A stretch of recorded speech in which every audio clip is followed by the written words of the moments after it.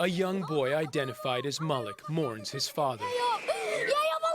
Fauzi Burgut, a volunteer medic, was one of the many white helmets, known for braving the worst conditions to rescue victims of government airstrikes. He was killed in the line of duty.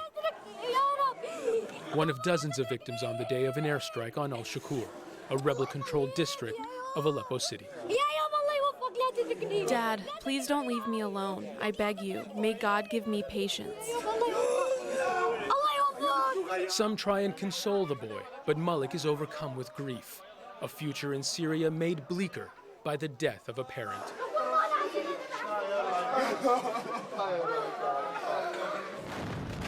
Aleppo was the scene of some of the first protests against Syrian President Bashar al-Assad's government. In the more than 5 years since unrest began, Aleppo's rebels and civilians alike have faced some of the worst of the government's reprisals. Away from the airstrikes, another battlefront. In the countryside, this time north of Aleppo. Rebels there are fighting the Islamic State of Iraq and the Levant. They're trying to break a siege on the town of Marya.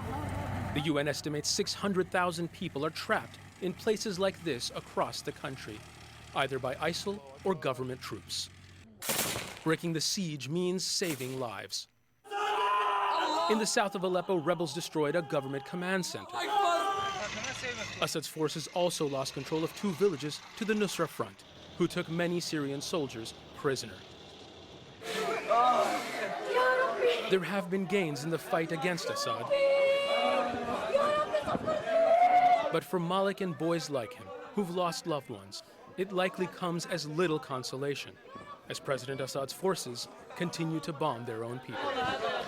Zein Basravi, Al Jazeera.